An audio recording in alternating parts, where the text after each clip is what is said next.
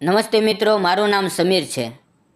હું એક truck driver છું અને માલની હેરફેરનું કામ કરું છું. મારી પાસે મારી પોતાની ટ્રક છે. થોડા સમય પહેલાં હું કેટલોક સામાન લઈને મુંબઈ ગયો હતો. મેં મુંબઈનો ટ્રકમાં સામાન ખાલી કર્યો. તે રાતના 1 વાગ્યાનો સમય હતો.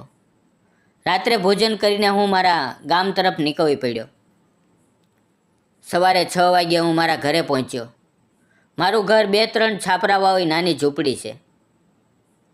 ટ્રક સાફ કરવા માટે હું ઝાડુ લઈને ટ્રકની પાછળની બાજુએ ગયો. હું ટ્રક ઉપર ચડ્યો અને સફાઈ કરવા લાગ્યો. ત્યાં એક ખૂણામાં કેટલાક ખાલી બોક્સ પડ્યા હતા. મેં એક એક કરીને બોક્સ નીચે ફેંકવાનું શરૂ કર્યું. જ્યારે હું છેલ્લા બોક્સ પાસે પહોંચ્યો ત્યારે મને સામેનું દૃશ્ય જોઈને આશ્ચર્ય થયું.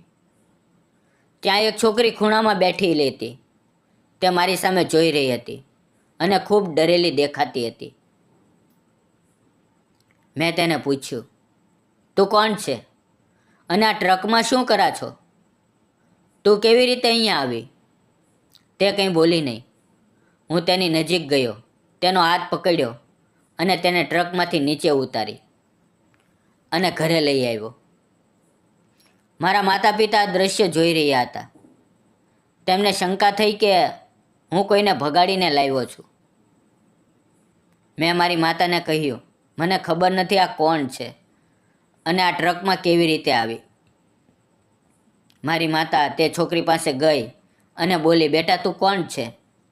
અમારી ટ્રકમાં કેવી રીતે આવી? તે છોકરીની આંખોમાં આંસુ આવી ગયા. તેણે કહ્યું, મારું નામ રાધા છે. હું મુંબઈના એક ગામની રહેવાસી છું. 2 વર્ષ પહેલાં મારા લગ્ન થયા હતા. પણ મારા પતિને બીજી સ્ત્રી સાથે પ્રેમ હતો અને તે દારૂ પીતો હતો. તે મને ખૂબ મારતો અને ઘરમાંથી નીકળી જવાનું કહેતો. એક રાત્રે તે મને મારી નાખવાનો હતો. હું ખૂબ ડરી ગઈ હતી. તેણે દારૂ અને જુગારની લત હતી.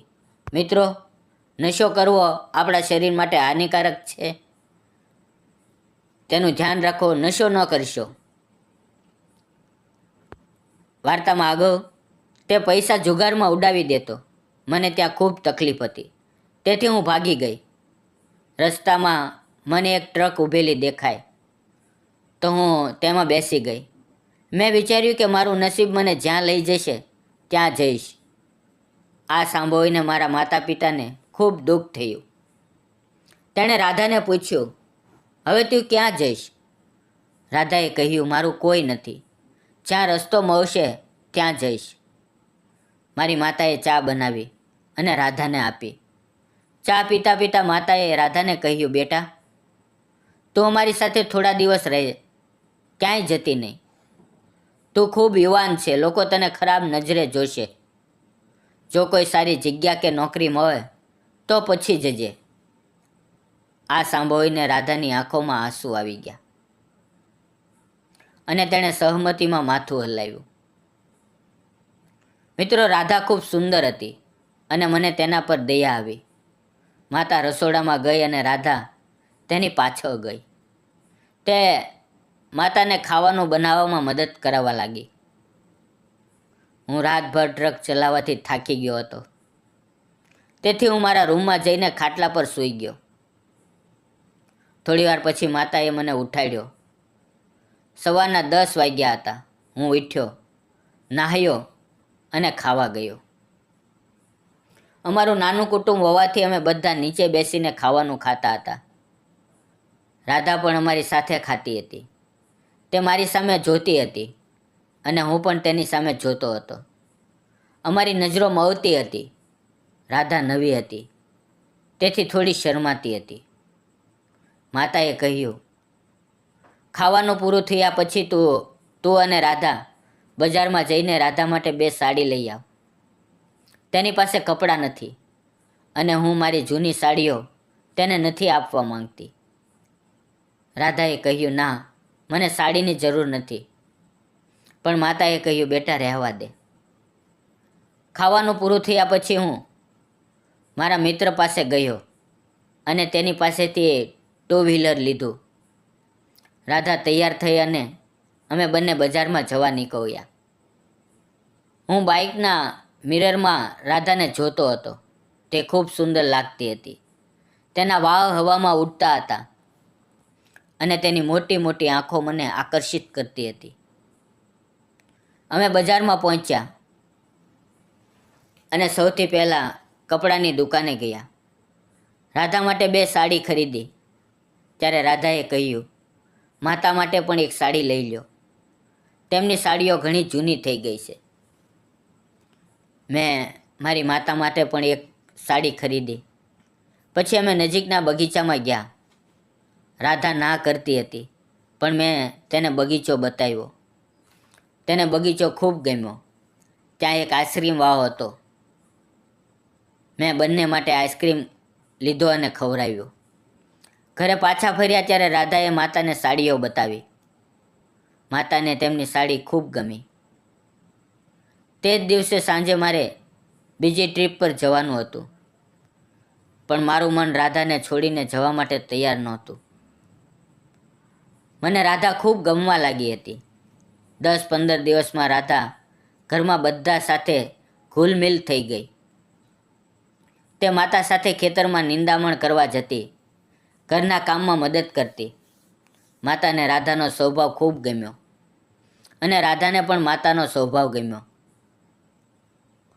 હવે રાધા મારી સાથે થોડું થોડું બોલવા લાગી. હું તેને ચોરી છુપીથી જોતો અને તે પણ મને જોતી.